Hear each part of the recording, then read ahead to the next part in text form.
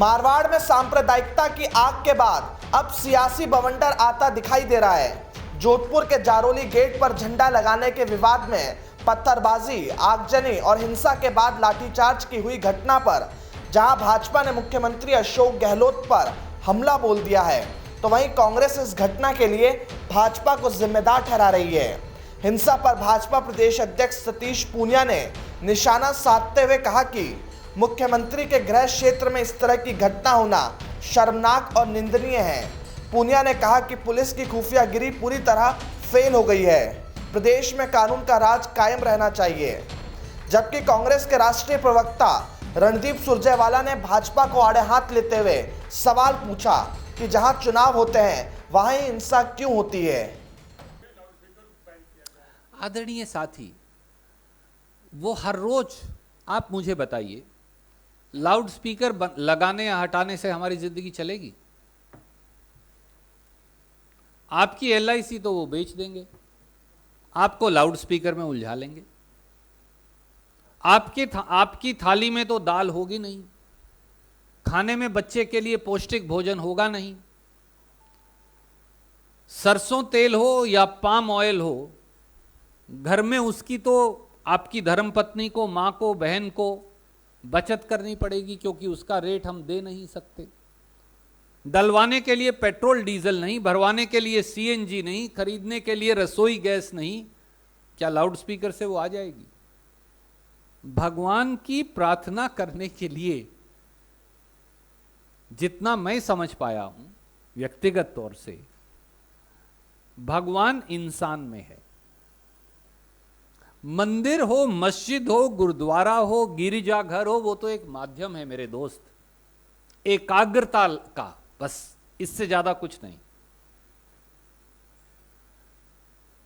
पूजा के जो स्थल हैं वो इसलिए महत्वपूर्ण है कि वो ईश्वर के प्रति सब जिंदगी के रोजमर्रा के विचार छोड़कर एकाग्रता लगाने का वो माध्यम है। पर भगवान को ढूंढने के लिए ना आपको मस्जिद में जाना, ना मंदिर में जाना, ना गिरिजाघर में जाना, ना गुरुद्वारे में जाना, क्योंकि भगवान तो आपके अंदर हैं। आप जो सामने बैठे हैं, आप में भी तो भगवान है।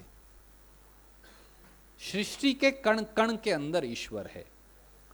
और जो लोग भगवान को लाउड स्पीकर लगाने और हटाने में ढूंढ रहे हैं, उन पर दया करनी चाहिए, क्योंकि उनकी मानसिकता के अंदर ही वो कहीं ना कहीं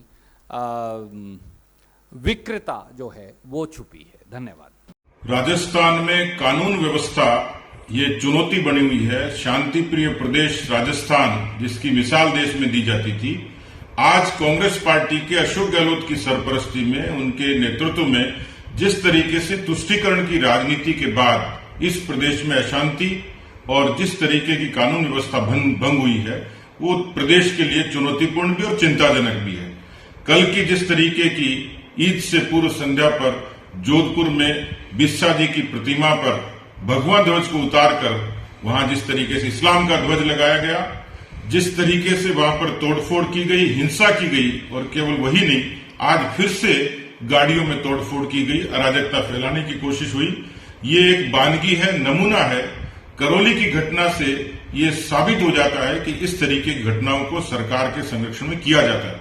प्रश्न ये उठता है कि इस तरीके की घटनाएं कांग्रेस की सरकार आती है तभी क्यों होती है? इसका मतलब उनको संरक्षण मिलता है, और ये संरक्षण इसलिए मिलता है कि एक तरफ वो पीएफआई को कोटा में जुलूस की परमिशन देते हैं, दूसरी तरफ रामनवमी और हिंदू नववर्ष पर प्रतिबंध लगाते हैं। 17 जिलों में 144 लगती है, 107-16 की कार्रवाई लाखों लोगों पर होती है। कांग्रेस पार्टी के इस तुष्टीकरण के कारण इस प्रदेश के अराजक तत्वों ने एक तरीके से प्रदेश को गिरफ्त में लिया है।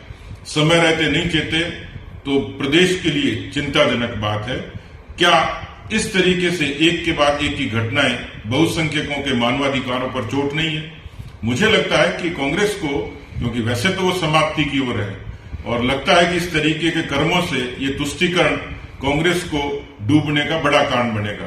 और इसलिए मैं सीधे सीधे कहना चाहता हूं कि प्रदेश की शांति के लिए, सद्भाव के लिए, प्रदेश के आम लोगों की जन सुरक्षा के लिए कम से कम अपने वोट बैंक की राजनीति को गुड बाय करिए, वोट बैंक की राजनीति को छोड़िए, प्रदेश की सोचिए, अपनी कुर्सी की बजाय जन सुरक्षा की फिक्र करिए।